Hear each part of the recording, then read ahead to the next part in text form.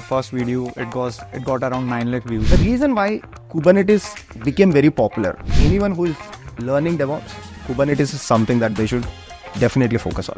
If you're a beginner, AWS is best thing that you can start with. So people say Azure is relatively less costly. Shipping the application faster is the principle of DevOps. What is your take on the current DevOps job market? The salaries of DevOps engineers now are as good as SDEs. For freshers, the times are little difficult. Cloud cost is one of the biggest costs in any company. Now what do I do to get a job as a DevOps engineer? This generation does not have patience that much. A lot of people lack is the understanding of the technology. Some people might lose the jobs. I use a lot of AI.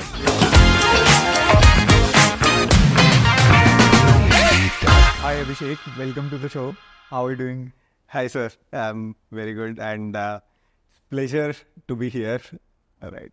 So I was in Hyderabad and I asked the team that I can do some podcasts, and they did some research and they found out your name. And then I browsed your channel and you're doing a fantastic job, man. Your first video, it got around 9 lakh views. Yes sir. And I think every DevOps person must have seen across the world your video, right? Those many views for a DevOps video is really, really good. And your content is superb. And the team was also telling me. And when I talked to you, I found you really a very, very humble person and a very great person. The way you are helping people, it's superb to see. So the kind of audience that we have on this channel, they are normally tech people. They might not be aware about DevOps. So my first question to you is, what is DevOps? Sure, sir. So there are a lot of definitions, obviously. But personally, I believe that it's more of a culture. There is nothing like DevOps is automation or something like that. So in the software development lifecycle, you have various stages. So DevOps is something which gets into each stage of software development lifecycle and tries to reduce the operations effort in it. So you don't have, that's the reason why there are, not set of tools that you prepare to become a DevOps engineer. It's more of culture that you build. It's more of understanding of operations effort that is involved, manual effort that is involved in software development lifecycle, and how you can reduce it so that you can help your organization ship the product faster and safer. So being a management guy now, I was also a tech person, but now I am more into management. I see my DevOps team as some people who are optimizing the cost for us. And they are kind of serving the tech team. So whenever I talk to the tech team, they tell me that this server or this thing needs to be set up by the DevOps team. They need to work upon it. Many times they depend upon the DevOps team. Yes. So what is your perspective about this? Because this is how I look at them. So about this thing. Yes, sir. Definitely, because DevOps is also something where it can help organizations reduce the cost. Again, the reason is the same, because you bring in set of good practices. Otherwise, as a company, you are development driven. You always think of shipping new features. You always think of quality of the product by testing it. But when you try to ship the product faster, you might miss some best practices in terms of cost cutting. So if you have a DevOps engineer, the DevOps engineer comes into the picture, sees where the organization is spending a lot of money and how they can reduce it. So I've seen companies which have wasted millions of dollars, the true stories, where by bringing in proper DevOps engineers, they are able to figure out, okay, these are the places where we are wasting money because of not having good practices in scaling or automation. So definitely DevOps can help in reducing the cost as well. That thing I observed, long back, we did not have a very strong DevOps team. And once we built a strong team and really quality people, our server costs actually reduced. While our traffic was growing up, we were adding more and more products, but our server costs drastically reduced. These guys did really wonderful job. So for any organization, that's a very, very important role to be in. Definitely, sir, because I have seen some companies, let's not take the names, but when they want to ship to larger number of audience, so the first thing that comes is scaling the product. And when scaling, these customers, what they usually do is they set up multi-region environments, or they multiply the number of servers. But they don't look how much capacity of the servers that they're using. If you have a good DevOps engineer, while you are scaling, they will also take a look at, okay, are we scaling to the amount that is required, or are we just scaling to the extent that is not required and wasting a lot of money? All right. And I was going through your channel. I found that you were talking about a lot about this topic called Kubernetes. Yes, sir. So this obvious question, I got also curious, what is it and why you talked about it so much. I did a research about this topic also and found that Google started it in 2000 sometime. I mean 2014, I guess they started it, and then they made it open source. Yes, sir. So tell me more about it. Sure, sir. So Kubernetes is basically a container orchestration solution. So even before Kubernetes or during the time of Kubernetes, there used to be other container orchestration solutions. Like, Please tell me more about this term. What is container orchestration? sure, sir. So it all started with reducing the size of the applications that we are shipping. So the legacy way of shipping the applications was through virtual machines. So you have a virtual machine, you deploy a server on it, and then deploy an application onto it. So what happened in this legacy approach, we waste a lot of resources on the virtual machine. Just like you buy a house, and if you are just a single person in the house, you don't use the complete resources all the time. Instead, you might rent your house to someone. Similarly, the concept of containers is sharing the resources on your virtual machine or on your physical server, just using what is required. So you just have an application, the system dependencies of the application, as well as the Linux dependencies of the application. So that's called a container, which is just a lighter weight application, which we used to ship in the world of virtual machines. And now these containers, if one container has to talk to the other container, you can also do it just using the container approach or any container platforms like Docker. But when you also think about scaling, load balancing, when you think about the containers not going down, you need a container orchestration solution. Okay. Of course, there are a lot of other advantages, but so this container orchestration, this is how it came into picture. So there was Cloud Foundry, there was MesoS, there was Marathon, and similarly, Kubernetes was also one of the solutions. The reason why Kubernetes became very popular, at least the reason why I believe, is Kubernetes came up with this approach that, okay, we cannot do everything. So let us allow you to extend the platform.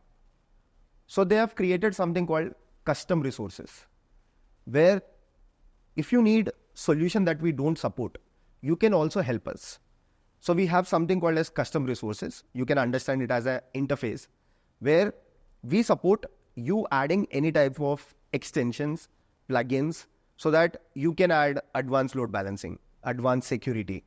So this is one of the main reasons why Kubernetes is leading from the last 10 years. And I also see a long run, because even in the world of machine learning, ML Ops, even they are using Kubernetes as the target platform. So anyone who is learning DevOps, Kubernetes is something that they should definitely focus on. So Abhishek, if I understood Kubernetes correctly, it's something that helps you again in better utilization of resources, and it helps containers, communication, and again the main purpose is to better utilize the resources in a more cost efficient. Scaling also, right? Yes. I mean, yeah. So my next question to you is: there are three most popular cloud platforms these days: Amazon AWS, Google GCP, and Microsoft Azure. So if I'm a fresher or if I'm a working professional, what should I focus more upon? And what is better technology-wise also as per your understanding? Sure, sir. Sir, let's take this question in two parts. One is from the learning point of view. If you are someone, whether you are a fresher or you are into IT already and you want to learn cloud, preferably AWS is the best one, and even I would recommend that, because the knowledge base, the resources that you have for learning, and also the free credits that they would give away. There are a lot of programs which AWS conducts. Apart from your free trial that you get for 1 year, there are a lot of programs that you can engage and you can get the free credits. They also have a huge knowledge base, a lot of learners already on the AWS platform. So you can easily get resources if you are stuck, or a lot of courses on the internet. So if you're a beginner, AWS is best thing that you can start with. In terms of the job market, AWS and Azure they are sharing the market because major tech giants, they are on AWS and Azure. And even if you look at LinkedIn, there are a lot of openings both on AWS and Azure. So you can pick up any of these things, either go with AWS or Azure. GCP is still in the area of growing. And when I look at the statistics as well, it is growing, but at a very less curve. Whereas Azure is growing at a steep and AWS is already in the top of the market. So better go with AWS or Azure from the job point of view. All right, got it. And again, I'll talk a bit about price also again. Yes, sir. Although we have discussed it. So people say Azure is relatively less costly. And again, this is one thing. And apart from one thing, I also want to understand if I am a DevOps person, Yes, sir. and I want to learn from you, right? So if my company's expectation is to reduce the cost of the servers and reduce the cloud cost, Yes, sir. what steps I should do? What should I learn to make sure that I become an efficient resource for my company? Sure, sir. I think it's a great question because a lot of people ignore about the cost optimization. I personally feel as a DevOps engineer, your first approach should be looking at how you can help your organization reduce the cost. Of course, shipping the application faster is the principle of DevOps. But while shipping faster, it doesn't mean you put your company in a position that they're spending millions of dollars by wasting the resources. So cost optimization is a very good skill to have. And there are multiple areas how you can reduce the cost. For example, let's take a very simple thing. You write a shell script or a serverless application in Python and just see every day, end of the day, just run it as a cron job and see how much percentage utilization you have for the servers. Or just see if there are any stale resources that your organization or your developers have set up. Because as a developer, we always have that approach of making application run. Right, true. We don't think that much about the cost. Exactly. End of the day, I want my application to run and I want my application to be shipped. There has to be someone in the organization who is taking a look at, are we utilizing the resources properly? So that approach, you don't have to learn so many skills. You can do with very simple practices like small shell scripts or Python. And one better way of doing is monitoring. All right. So monitoring helps you with three things: tracing, metrics, and logging. So using these three things, you can collect a lot of information. This will help you with cost optimization as well as security. All right. So the way I see it is you monitor, you see which resources are idle, which are not being used. And you also see what time you don't, for example, weekends, you don't generally get that much load. So do optimization in those terms also. Look at the offerings that these companies have, what kind of instances are less costly, and what kind of instances your company actually needs. Are you actually overtaking a lot of more instances than you actually need? And the type of instance you are using, your company is using, is it the right instance? So looking at these things and monitoring, as you mentioned, is a very, very important thing. I mean, that's the main thing actually to do. Sir. Until unless you don't monitor, you won't be able to figure out what is used and what is not being used. Yes. All right. So I'll tell you one more thing about DevOps. We have a lot of content on geeksforgeeks on DevOps. And I think sometime back we were thinking, should we do a course on DevOps? And we were like not very sure how big is the job market, should we do a course or not? And then we started actually a live course. And to our surprise, we got a really good response. And that's when we actually figured out that the DevOps job market is really good and people are actually preparing for the DevOps. And I mean, the kind of traction you also have got your channel, right? That shows how much consumption is there. Yes. What is your take on the current DevOps job market? Sure, sir. I keep getting this question almost every day. And one thing that I would say, in the current market, especially if you're talking about the India market, and if you're experienced, definitely there are a lot of opportunities. And every company wants to hire a DevOps engineer because of the following reasons that we have discussed. Initially, companies used to be in a mindset that let developer do it. Developers can also do it, but it's not their DNA. The DNA of developer is to program, build the applications. But the DNA of DevOps engineer is totally different. So of late, companies have realized it.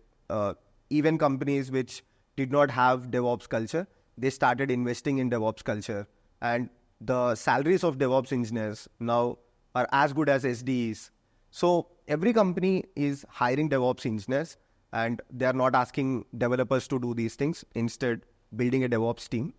So there are a good number of opportunities if you are experienced, let's say 3+ years of experience. For freshers, the times are a little difficult. And I believe it is in every stream. If you look at market after COVID, freshers are finding it difficult in development stream. They're finding it difficult in automation. Same as DevOps, sir. It's not an exception.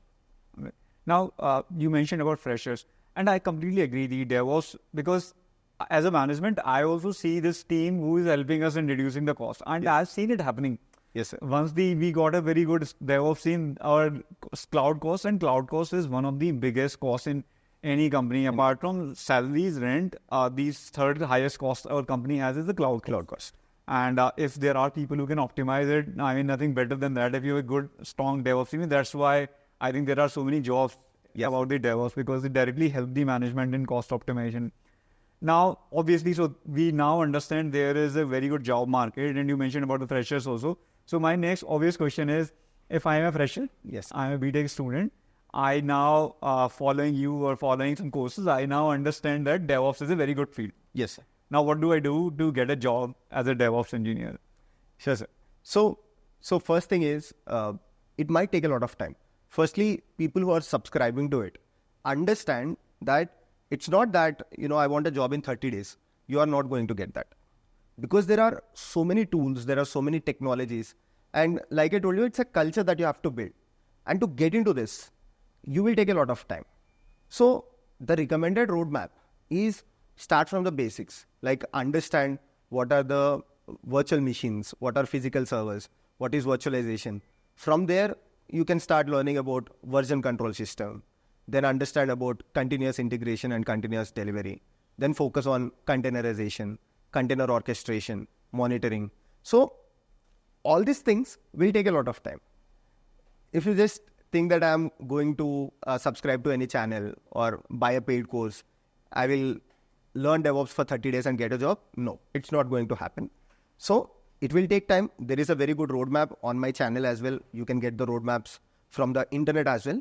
And follow the roadmap thoroughly, 90 days, 60 days, invest a lot of time in it, and you're going to have a bright future. All right, Abhishek. So one thing that you mentioned about it takes time. And I keep telling this thing. I recorded a video with Ishan Sharma. Okay. And I asked him, like, you are 21-year-old, what message you would like to give your generation? Because he knows his generation good. So he told only one thing, that this generation does not have patience that much. And they need to give time to everything. So that's a very, very valid point. And I always tell people that whatever you are doing, whether it is DevOps or front-end development, back-end development, or whatever you're doing, it's going to take time. Yes. You can't expect the results within 30 days or 40 days, I'll become something, right? You need to give it a lot of time. You need to have passion about it. You need to build passion about it if you really want to be, and keep learning for a long, long time. Yes, sir. That's definitely required to be a good DevOps engineer or a front-end engineer or a back-end engineer, whatever you want to do. So we have talked about freshers job market. Now a lot of worthy professionals must be watching it. People who are working in a service-based company want to switch it to a product-based company. People who are working in a startup where they are not paid very well, and they find DevOps really an appealing field, and they feel like I can really crack it and I can work really as a good DevOps. So they want to switch from their current tech job to DevOps. What is your suggestion to them, those guys? Yeah. So first thing is, understand what you're subscribing to. This is the most important thing. If you understand what is DevOps and why the stream DevOps exists, you're halfway there. Because like I told you, sir, this is not about tools. There are so many tools. One tool might be replacing the other one in the future. If you understand what are your roles and responsibilities, what exactly you're going to offer the organizations, that is the first thing that you have to do. And once you do that, then you start learning the tools that are there in the market. Then you start learning scripting, automation, and the exact roadmap that I've just explained. Start with understanding the virtual machines, containers, version control, CI/CD, Kubernetes. So the roadmap is the same, sir. You have roadmap in a lot of places. Even in my channel, there is a concrete roadmap. But what a lot of people lack is the understanding of the technology, the stream DevOps itself. So if you're switching, you need to make sure that you actually want to switch. You Exactly. understand DevOps first, and then you decide to learn about it. Then you would spend time on it. But the roadmap is same for freshers and working professionals. But as a working professional, you have to make sure first that you actually want to switch to DevOps. 100%. All right. So I mean, one more thing that is there. Since we are talking about this topic, I'll cover this question here. As a DevOps person, I feel like the interfaces of these cloud platforms, they keep on changing. Yes. And you are not doing mostly programming. You might be writing a bit of script, Yes. small functions, but most of the time you are interacting with the tools that are available there, whether it is Amazon AWS or it is Microsoft Azure or it is GCP. So, and these tools keep on coming up with new features, new ideas and new interfaces. So your role is going to be updating yourself with the new things and keep learning about the new things so that you use them efficiently. This is going to be the role. What is your take on this? And how do I as a person, because suppose I have been doing programming in my college or I'm building softwares and I prepared from schools, I'm told that as a software engineer, you write code and you work with a lot of people, but this role is a bit different. Yes. So what is your take on this? How do I prepare for this role? And what should I do so that I keep myself updated with the interfaces, with the backend technology behind it? So first of all, DevOps is a stream where you have to be very passionate about it. As you told, the tools that keep coming, they keep changing and the interfaces might keep changing. So if you understand what is the thing that is happening under the hood, the interface that is changing, it will not bother you that much because you're not actually learning like step 1, click on this, step 2, click on this, step 3, click on this, and you get a virtual machine. If you're learning like that, then it's definitely a problem. Other way around, if you're learning in an approach where, okay, what exactly I'm doing? I'm creating a virtual machine. What are the things that are required? Why is this cloud platform actually offering this as a service? And what is in that service? So then you will not bother about click 1, click 2, click 3, because you know that, okay, I need compute, I need CPU, I need RAM, and I need a disk that I have to attach to it. I'll not be bothered. Tomorrow they might even switch to a complete new platform. I know the things that are required. And is my understanding right? Because a lot of people watching this video might think that this guy doesn't know about DevOps. So I just want to validate it that DevOps, do they do coding and how much they do it in general? Sure, sir. So DevOps engineers, they do a lot of scripting. Okay. And coding, we don't use a lot of Java or we don't use a lot of Python application development because we don't develop the applications. But what actually DevOps engineers do is automation. Like I told, any piece of software development lifecycle, if there is operations involved in it, then it is the responsibility of the DevOps engineer to reduce the operations. End of the day, you're automating the manual efforts in every place. So you need scripting knowledge, and you might also write the programs in Python or Go language, but it is not for application development. Okay, it's more, so Python and Go, is there any other language or any other technology that people use for scripting? Usually in the stream of DevOps, shell scripting, Python and Go, these are the popular choices. Why we use Go is because the applications in the DevOps ecosystem, it can be Docker, it can be Kubernetes, or it can be any modern day cloud native DevOps tools and technologies. They are written in Go programming language. So like I told you, one big reason why Kubernetes is very successful is it allows people to expand it or extend it using the custom resources. So as a DevOps engineer, for your organization, there is a requirement that Kubernetes does not support. Then you have to extend the platform. And to extend it, you write controllers in Kubernetes. And the popular choice is Go. All right, got it.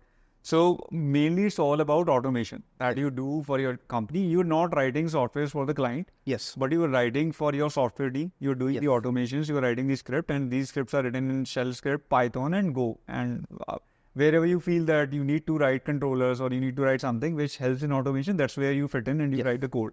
It's not a lot of code, but you write some small scripts to automate. All right, Abhishek. So you mentioned the term Docker, and I know it's a very popular term. It's like something that people already know. But for the sake of explanation, I'll just ask you this question: what is Docker, and what is its use in the industry? Sure, sir. So Docker is basically a container platform. A lot of people confuse Docker with containers. No, it's not like that. So Docker is a container platform that helps you build the containers, run the containers, typically manage the life cycle of containers. So it's a platform, a solution that is offered by the company called Docker Inc. And using that, you can define the life cycle of your containers. So it has nothing to do with containers. People confuse that if I have to do containers, I have to do Docker only. No, it's not like that. There are alternatives as well. You can do Podman, you can do Builder. Only thing is, Docker is quite popular, so people think it's the other word for containers. All right. I mean, that's the confusion I also had. I think you clarified it really well. Now, the hot question of this podcast and the hot question of these days, which is the role of AI.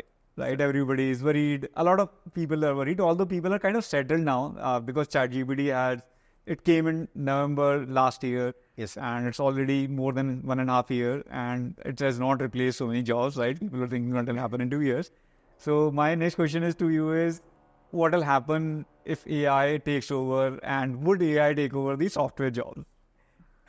Sir, it's a good question. Definitely a lot of people ask in the YouTube comments, and definitely everyone has an opinion. So my opinion is that anything that comes in, because you might have seen a lot of shifts in the software industry, sir, in your experience. And every time a new thing comes up, there will be an impact. And I feel same is with the AI or this generative AI revolution as well. Definitely there is going to be job cutting. Some people might lose the jobs. But end of the day, it's going to be humans using generative AI, or developers, DevOps engineers using generative AI to build better applications. Sir, 20 years ago, you might be writing programming on a piece of paper. And when you work with your colleagues, you might be sharing that paper. When you have IDE, you are writing better code. When you have version control systems, you are writing even better code. With developer extensions, people have started writing code much easily.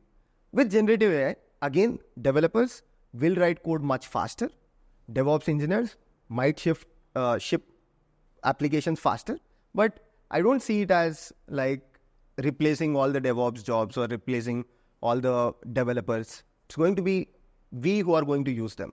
So your quality of work is going to be better. That's and right. your productivity is going to be better. You're Yes. going to be more productive. That's going to be the impact of AI on these. I use a lot of AI, to be honest, even in my content creation. Like if I have to prepare a lot of notes, previously I was writing that notes. Now I use ChatGPT, I use even other AI softwares in writing that content, using them by giving the proper prompts, and then I review that content. So if I was taking 10 hours previously, now I just take 2 hours. Right. So it's there in every stream, sir. Now, okay, I agree. Like it might take some jobs which can be automated. Yes. With the help of AI, but obviously you need to use it as a tool. You need to make your quality better. You need to your efficiency and productivity better. That's how you need to see it. Now, in the recent scenario, what has happened is the freshers jobs have gone down Yes. significantly. Yes. If you talk about experienced jobs, they are like now pre-COVID, they're getting a lot of job offers. They are able to Yes. switch. Although their jobs were also impacted. Yes. I mean, 6 months back, there were not many experienced people job also. The Yes. market was kind of shifting or whatever was happening, whether it was overhiring during COVID or recession or whatever it was. But both kind of jobs were very less. Yes. Now, experienced job market has picked up. I can see. We run a job portal in geeksforgeeks. I see that now the companies are approaching us. They want to hire experienced people now. But the fresher job market is still very down. So what do you want to say to the freshers? What should they do now? Because they've asked this question a lot. Yeah. So one thing that I would say freshers is you are at no position to control the market, right? You are at the receiving end. So obviously don't think too much about it because you cannot really do anything about how the job market is going to progress. So use this time better, maybe learn skills. If you're talking about DevOps, and we were talking about the impact of AI in DevOps. Why don't you think about ML Ops? Why don't you think about AI Ops? Because it's a niche skill, and as a fresher, even if you have basic understanding of such things, you are going to be a differentiator. End of the day, it can be AI, it's a model, and the model have to be shipped. To ship a model, you need again operations to be reduced in it. So DevOps, ML Ops. If you are thinking about DevOps, also think about learning what is ML Ops. So you'll have that edge. If you are a developer, think about, how can I add that one skill so that I can be a differentiator on LinkedIn and make the better use of social platforms. So these days, I am seeing freshers who are getting selected in the organizations, even during these tough times. They have significant social media presence. I'm talking about LinkedIn and Naukri. On LinkedIn, the recruiter's style of recruiting has changed. Now it's not about you going to the recruiters. Okay, that way also works. But companies like Amazon, companies like Google or Red Hat. So these recruiters are trained in a way to identify better social profiles. So if you have that impact on the LinkedIn, again, it makes a difference, and that would be one recommendation. I completely agree. I mean, see, 1 year back when I used to give answers to the freshers about interview preparation, I used to tell them these are the fundamental topics you need to learn, which are DSA, DBMS, operating system, and object-oriented programming principles. These are the topics which are asked most. Now, please add AI, ML, data science to that. Yes. Because every company is going to ask you these kind of questions. Do you know how does ChatGPT work? You're using it. How does it work internally? That's going to be the most common question in the coming days. And a lot of related questions, and they will ask you related questions. As you mentioned, one thing I would like to add to that. So when we were looking for jobs as a freshers, we were predominantly looking at interview questions. Right, true. Right? So I used to go and I used to search for Java interview questions. And mostly even the interviews were like that. People used to ask me what is a function in Java, or, they used to ask what is implementation interface. But now people focus on the fundamentals. It's more of people talking to you, understanding, do you have knowledge of what is container orchestration? They don't ask you what is Kubernetes. They ask you what is container orchestration, why the containers have to be orchestrated. So if you are a fresher or even experienced candidate, please don't miss the basics. It will really create a difference. That's true, actually. I mean, as a fresher, fundamentals are super, super important. Yes. If I am taking an interview and if a fresher does not know about a fundamental, I would definitely reject that guy. If the person does not know about a particular library, it's fine. I mean, the person has not used that library, has not used that language feature. Yeah. But if you don't know the fundamentals, I will definitely, because that's the job of college, to teach you fundamentals. Technology is something that you will explore yourself, or probably you learn from the platforms like geeksforgeeks or other platforms. Yes. But fundamentals are something that you qualify as a part of B.Tech. It's a basic requirement. You must be very, very good at fundamentals. That's a very valid point, actually. As a fresher, fundamentals are something that you must know.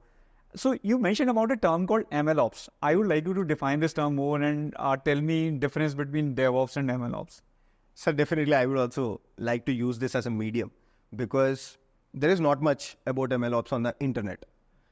So ML Ops is basically DevOps engineers, again, going through the same thing, same software development lifecycle, but here we are talking about software development lifecycle of models. Let's take an example, sir. LLMs or these GPTs, or it can be anything related to a model in machine learning. Even they are softwares. They have to be developed, they have to be tested, they have to be shipped. So when the software development lifecycle comes into picture, there will be manual efforts. There will be operations effort. So now this is a substream of DevOps, where this DevOps engineers who had that culture, who had that DNA of reducing the operations, will shift into ML Ops engineers, and they will reduce the operations that are involved in the same thing. People confuse, when you see ML Ops, people think that this is another stream of machine learning, where I have to learn machine learning, where I have to have very good knowledge of filtering data or fine-tuning the data. No. ML Ops is not about that. ML Ops is machine learning operations engineering, where you help organizations ship the models faster, safer, and reliable. I keep hearing this term pipeline, right? Yes. When you talk about ML Ops. So define the term also for the audience. It's simple, sir. Like pipeline is nothing but you just build an orchestration, and in this orchestration, you will just allow developers just click of a button once they add any new feature to their model or once they fix a bug in their model. We are talking about ML Ops. That's why I'm talking about ML Ops pipeline. So once they fix a bug in their pipeline or write a new feature, now it has to be tested. It has to be deployed on a unit environment, then staging environment, right? So it will be tested in multiple levels. Security scanning is done. If you do this manually, you will take days. Instead, if a DevOps engineer creates a pipeline for this, automating all of these things, developer would click a button, and within minutes, developer will come to know if there is any security issues in the bug fix he has done or she has done, and if it can be deployed, and after deployed, some smoke testing will be done. All this will be automated in the pipeline.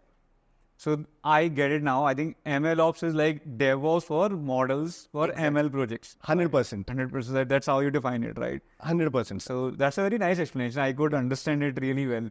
All right, Abhishek. So my next question is, if you are a DevOps engineer in a company, first of all, what are the expectations? Expectations, I think we have covered from my point of view, but you can add something to it. Yeah. And main question is, what is my day-to-day life in a software company if I'm a DevOps engineer?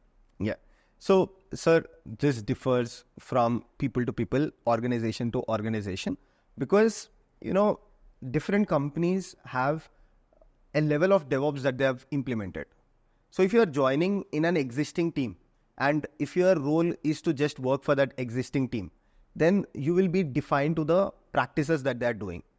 And day-to-day life can be as simple as writing the CI/CD pipelines, which we were just talking about, or enhance the existing pipelines, fix the issues in the pipelines, and identify the areas where your developers and testers are spending a lot of time. Why don't you sit with them and automate? This will be the expectation from a DevOps engineer. And one of the main expectations would be, like we were talking about, reducing the cost for the organization. Because you are the primary person who should be thinking about it. Of course, your organization will think about it, but they don't know what to do. Like, as the management, you will be with a mindset that I want to reduce it. But how will you reduce it? It's the responsibility of a DevOps engineer. And apart from that, this space is continuously evolving. So you should also be looking at tools and technologies which you can bring into your organization just for the security purpose or enhancing the existing setup in your organization. Okay. It's not going to be easy. Definitely, DevOps is a space where if you are interested, you can do a lot of things for your company. And you mainly meet a lot with the other developers. You meet with every developer in every team almost, right? To figure out what they are doing manually, and you can automate it. So some companies have a centralized DevOps team, and some companies involve the DevOps engineers as part of their software engineering team. All right. Like, let's say geeksforgeeks has different teams. Let's say there is a payments team. Assume there is a core development team. And then there is a transactions team. So some companies, they have a single DevOps team where you ask all these teams to use the resources from the common team. Otherwise, there are companies where they involve DevOps engineers as a team member of payments, as a team member of transaction, where that person would be dedicated to that team. And I think it happens with the scale. If your company is small, then probably you will have one person or maybe a single dedicated team. But once you grow as a company, you start having dedicated teams. That's true. So Abhishek, I recently did a podcast with a very senior guy from Delivery, and we talked about platform engineering. Okay. And so I get this doubt. What is the difference between platform engineer and the DevOps engineer? Because from him, what I got was platform engineers are also some team that serve the software engineering team. They build a platform for them. But I want to know your perspective on this, the difference between these two. Sir, instead of talking about difference, let's take a simple example to understand it, sir. So, AWS, best example, or Kubernetes. Let's talk about AWS because a lot of people might understand it. So, in AWS, you go to a service. Let's say a simple one, you go to a virtual machine. Click of a button, you don't know what is happening under the hood, but you get a virtual machine. or you request for a CI/CD pipeline on the AWS. Clicks of few buttons and your pipeline is implemented under the hood. You don't know what is the software that they're using, what scripts are running under the hood, but you get the pipeline or you get the virtual machine, you get the S3 bucket. So the user interface that you have, you are a developer, you are using that user interface and you are getting the result. Developer talking to an interface, that interface is built by the platform engineers. And the scripts that are running under the hood, it can be a CloudFormation template that is running under the hood to create the AWS resources, or it can be some Terraform, it can be some shell scripts. They are written by the DevOps engineers. So platform engineers write the developer tools that will help developers, again reducing the operations, but taking the help of DevOps engineers under the hood. Man, the way you explain things is super awesome. I get to understand it very, very easily. I think the audience will also understand the difference in the topics that you really covered. You should try teaching. I think you already do teaching on YouTube, but you should try it full time, I guess. You're an awesome teacher. So I would just say any final message for the audience that you would like to give the people who are freshers, who are working professionals, because a lot of people look up to people like you who are, guiding them and helping them. Any message, any personal message that you want to give it to them? Sure, sir. So one thing that I'd like to say is don't look at DevOps as an alternative. Just don't think that, okay, I don't know programming. I cannot do programming. So what is the alternative? Let me go to DevOps. Or, I don't have anything to do. Then let me go to DevOps. If you are thinking that way, then DevOps is going to be very difficult for you. Understand what is it. Build the passion about DevOps. You can help your organization so much being a DevOps engineer, and you are going to get paid as good as a STE. All right, Abhishek, great message. So, great, Abhishek, great talking to you. Super enjoy. I mean, I've learned a lot from you. So, guys, this was this podcast, and I myself learned a lot, and I think you guys must have learned a lot from this video. So, please do like, subscribe, and share this video.